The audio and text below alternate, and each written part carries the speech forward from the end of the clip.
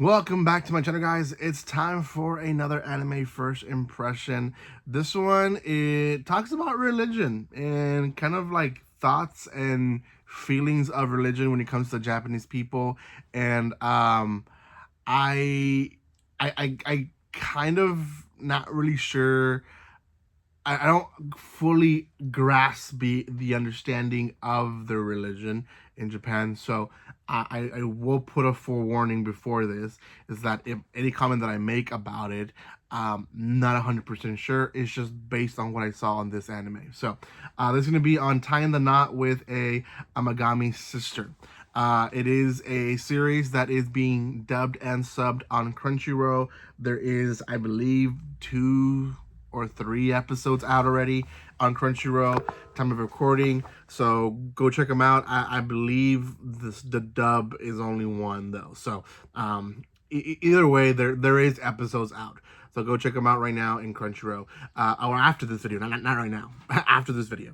Before anything, guys, if you haven't done so by now, make sure you subscribe to my channel, give some love by commenting, liking, and sharing.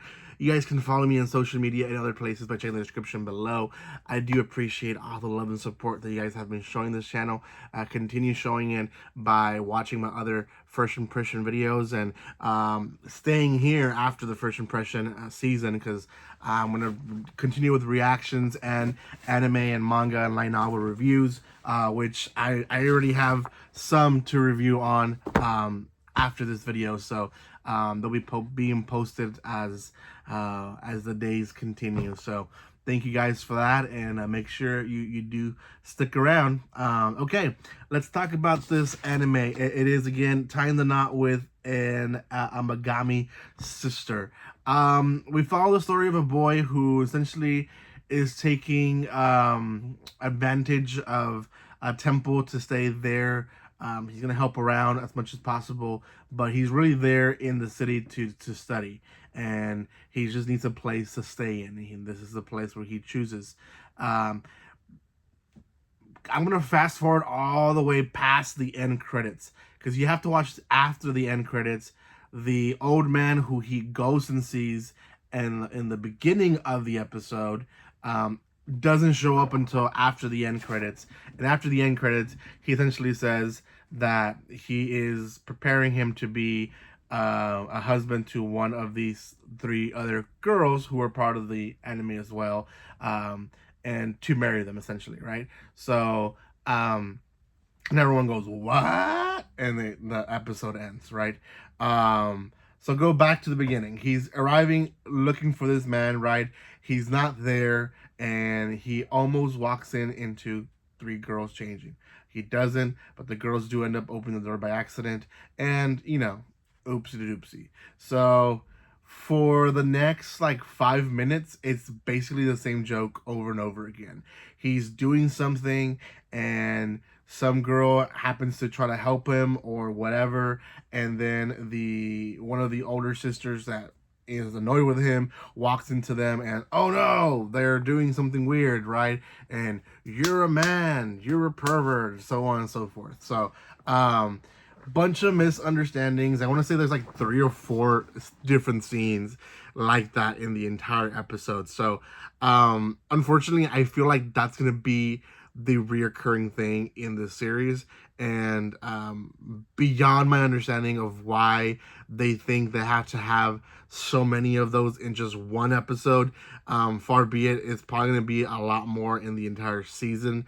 I just don't understand. But anyways, that is happening, and he kind of is building relationships with all these 3 girls, but not really. You have the youngest, who she's very bubbly, she's very interested in stuff. You have the middle one, who she's kind of like the leader, but also very hot-headed. And then you have the older one, who's a little bit laid back. She's also very interested in him as well, but they're all different in their own way. He does help them with some bracelets at some point that they're going to give out. And this is where the religious things come to play. So they're obviously not Christian. They have a temple. They worship these gods that are from Japan. And their way of thinking is that the gods will help and will not help depending on situations, right? and sometimes the gods want you to help yourself. Similar to Christianity, uh, different in some ways. The guy, he from the beginning of the episode says that he's an atheist. That it's ironic that he's going to be living there as an atheist. So he doesn't believe in all this, and that's where some tension starts. Um, she loses one of the bracelets that her mother gives her, the hot-headed one, and he tries to help looking for it, but his comments are very much like, if you just pray to the gods for it to, for you to find it, you're never gonna find it. You have to go and do it yourself, right? You have to take action, and they get mad at him. Like it gets very hot headed. I mean, when you go against someone's religion, obviously you're hitting a nerve for some people, and she definitely hit her nerve, and she kicks them out of the shrine. Like, you don't belong here. You don't belong here at all. You shouldn't be here. And while we think he's leaving, he actually goes and still looks for the bracelet, and I believe he does find it. It's not a big part of the plot, I guess, at that point, but essentially she finds him praying as well, and she kind of approaches him and is like, you know what, I can see that you're doubting in your belief system. I think you do belong here. And while this is happening, the other two sisters, they're kind of going through his stuff and figuring out like why he is the way he is, and they quickly find out that he's an atheist because he had prayed to God for the healing of a parent, his mother specifically, and it wasn't granted. And because it wasn't granted, he doesn't believe that the gods will grant him any wish or will grant him any miracle. And that makes the entire episode worth watching. Just that scene. Because I think as a fellow person who believes, but also who has gone through kind of stuff like that, that is very difficult. I myself, when my dad was sick and going through his things, often prayed for healing, often prayed for him to recover, and that didn't happen, right? So when my dad died, I was left in, what now? Do I continue believing?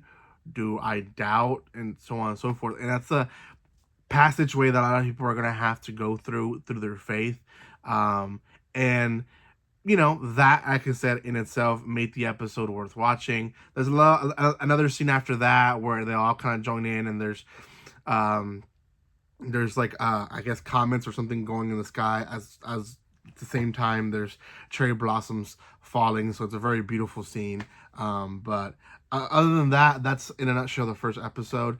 Like I said, probably not going to be the best series. It's probably going to be more filled of misunderstandings, with a little bit of probably this writer is going through stuff like this himself, which is why he's including some of the deeper thoughts in like the last 2-3 minutes of an episode. But other than that, I don't think this one's going to be as great, to be honest. So I'm going to give this one a 6 out of 10. It is what it is. Thank you guys so much for watching this. If you haven't done so by now, make sure you subscribe to my channel. Give some love by commenting, liking, and sharing. And I will see you guys next time. Like always, don't be strangers. See you guys.